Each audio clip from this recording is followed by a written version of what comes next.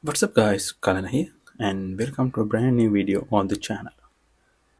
PhotoPea.com is an online version of Photoshop, but guess it's completely free. What is PhotoPea? PhotoPea is an online tool that gives you the features to edit your photos online whenever you want. This is a SaaS based application, so all you need is a computer or tablet with a web browser and an internet connection. Normally, if you need to edit graphic related content, you need a high end computer. But for this tool, you don't need. By comparing this with Photoshop, it gives you almost all the features available in Photoshop. And the other thing is the user interface is looking similar to Photoshop. If you need Photoshop, you have to pay and get the license, but you have to spend more money on it. Of course, you can use Photoshop cracked version, but it's completely illegal. So without talking much, let's jump into the tool and see what we can do. First, you need to go to photopea.com. Once you are in here, you can see a simple page with asking you how you would like to proceed. In this left panel, you see several links that you can import your already created designs. Simply, it supports importing and exporting designs to or from Dropbox, OneDrive, and few other platforms. You can open a file from your computer by clicking on this button, or you can use a template from here. There are some of the file types that you can use with PhotoPea. Most popular ones are PSD, AI, XD, and especially RAW image. If you want, you can simply drag and drop here as well. So it will open your design in one. For today, I'm start a design from the scratch. So I will click this new project to get started. From here, enter a name for your project. Set width and height. Set pixel rate. The reason why I set 300 is that the design I am doing is for print purpose. So I need more pixels. For the background, I will go with transparent, and if you need any color, you can set it from here or you can change this later. There are some of the available templates that you can proceed with, or you can just click create to start with a blank design. So here we are in the designer, and as you see, it's similar to Photoshop. The look and feel is the same. From this left panel, you can find most of the common tools for photo editing, like selection tools, cropping tools, color changing tools, and many more. Here you see a little triangular shape mark, meaning that if you click and hold, you will get an extra expanded list with extra tools inside. Make sure to check those tools as well. Up here, you'll see common toolbar, file, edit, image, layer, and few other menu options, and each may contain different configurations or like tools that we can use while doing a design. Over here we have a tab called layers. If you know Photoshop, you know what the layers are. Layers are simply different parts of your design that makes easy to apply changes. Like if you want to change background, simply you can do changes to your background layer. So likewise, you can have many layers within one design. If you want to add photos, you can add those in a separate layer, so it will make you easy to deal with the design. During this session, I will guide you on how you can deal with multiple layers as well. You can simply add a layer by clicking new layer button over here. These two T's are used to deal with fonts, and paragraph to deal with text paragraphs. To get started with our design, first I will add a white background. To do that, I will go to this shapes menu and select rectangle shape and draw it on my canvas. Now I will change the color to white and add some text. you will see that it will create a new layer automatically when you do it. The text here is too small because my canvas size is pretty much big. So I will select the text and change the size of it. One special thing is that you can change the size of any object if this transform controls tick checked. I already selected the text object, so see that when I tick the checkbox, it will show you transform controls, and now you can click and drag to change the size. Now I need to change the font. So simply select the text and go here and select any font from the list, or you can import any font from your computer as well. Now I need to move the hello part to the next line. So I will go to the edit mode and put my cursor here and press enter. You'll see now that the space between two words are high. To fix that, just press these two T's and go to paragraph tab and change auto leading option. Next, I need some graphics in my design. So I will import some. Just go to file and click open and place to select files. Here I have a small flower image, and you see that it created a new layer with it.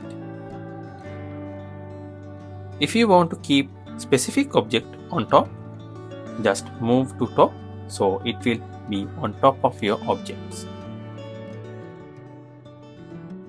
There is a white background in the flower object which I don't need. To remove the white background, first you need to convert the image into more editable pieces. To do that, right click on the layer and click rasterize, and then select this magic wand and click the white area of the flower image and press delete button.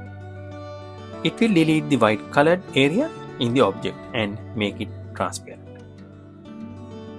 Now that's it, and the design looks pretty good now. In my design, there is a duplicate layer which I don't need. So to delete it, simply right click on the layer and click delete. It will delete the layer permanently. Another cool feature is that you can add a title to your layers. This is very useful when you are designing a complex design with several objects. Simply double click on the layer and change the title, then press enter. Now I need to change the color of my text, but I need the same color as the flower. What you can do is, you can use the tool called Eyedropper and simply click on the color you want. I will click on purple, and you can see that the color picker updated to the exact color here. Now select the text layer, double click and select the text. Click on this color changer, and you can see that here it shows you the recently used color as purple, and I will select it.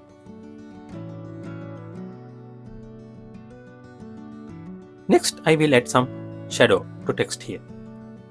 Select the text layer, right click, select blending options, and from this dialog, click on drop shadow. You can see that when I check this, it will apply the shadow to the text. There are many settings here, so make sure to play with those until you get what you want. You can change the angle, color, size, and even opacity of the shadow. For the shadow color, I will again use the eyedropper tool and select the yellow color and apply it here. So I am all done with my initial design. Now it's time to export. But this is for the print purpose, so I don't need this white background. What I can do is, I can simply delete this layer or hide it. The best option would be to hide it, because you can reuse it again if you need. For now, I will hide it. Now go to File. In here, you have few options. If you think that this project needs further changes, then go ahead and download this PSD file so you can later use it. Or what you can do is you can export this into PNG, JPG or any of the available formats. For this scenario, I will choose PNG because I have a transparent background. Once you select the type, it will show you this dialog. You can change the file name and width and height of the image and the quality as well. Click Save to download. My objective is to apply the design to a t-shirt. So let me import a t-shirt photo into PhotoPea. Now same as earlier, go to File and click on Open and Place and select the newly created design. Let's move the design to the up because I need the design to be on top of the t-shirt. Use the transform controllers to resize the design to fit the area. I think we should remove the flower from the design because it's not matching. So let me do some changes to the design again. Let's import the design again and see how it goes now. Seems like it's much better now. So this is the final output. Once you're done, you can export this image and publish it on any store, or you can send it to your client directly. For you to get more idea about few other tools, I will apply the design to another t-shirt. This is something different than the previous one. Let me open a t-shirt image. So here you have a girl wearing a white t-shirt, but her hair is on top of the t-shirt. But I need to apply my design. Let's see how we can do this. First, import the design and resize it to fit to the t-shirt. Make sure to clip your design layer on top of the t-shirt layer. Now you need to remove the hair that covers the design. To do this, just use eraser tool. You can change the size and hardness of the tool from here. One thing I forgot to tell you is that before you do this, you have to convert the text layer into a rasterized object. Now you see that I can remove the design where the hair is on. Just click and move the mouse to erase the area. This is a really time consuming thing, so make sure to be patient and apply the tool to get the design more realistic. Now it looks really good.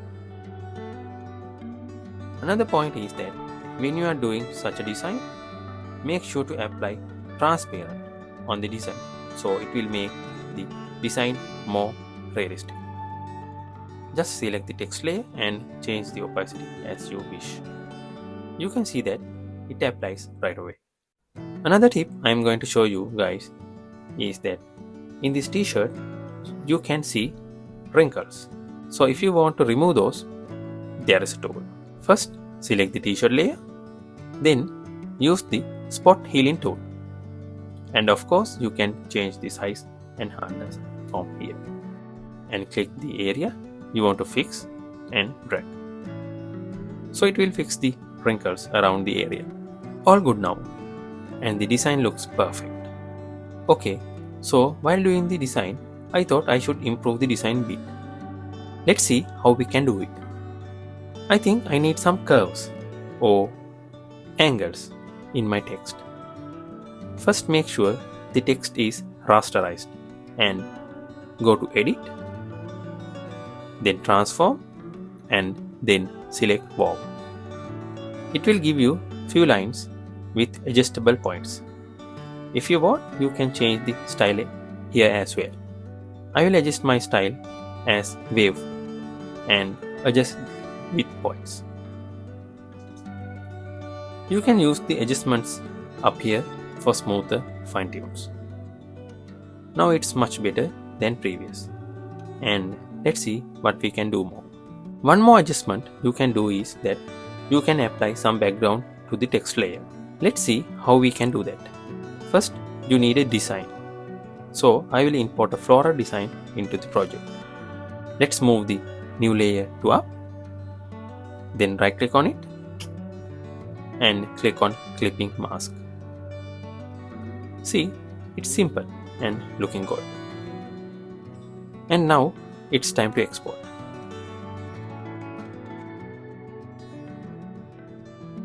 Hide the white background and export as PNG. We learned how to apply the design into the text layer. But I will show you how to do the inverse of that. Let's repeat the previous steps. Import the design you want, and this time, instead of moving the design to up, I will keep the design below the text layer. Then select magic wand and click on the text by pressing Shift key.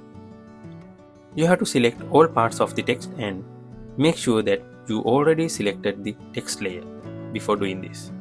You have to select the design layer. In my case, the floral. Once you're done, you have to select the design layer. In my case, the layer with the floral image. Then go to Layer menu on top toolbar. Go to Raster mask and click on Hide selection. Hide the white background layer and then export the design. You can now apply it onto the t-shirt. Okay, let's apply the new designs to the t-shirt again.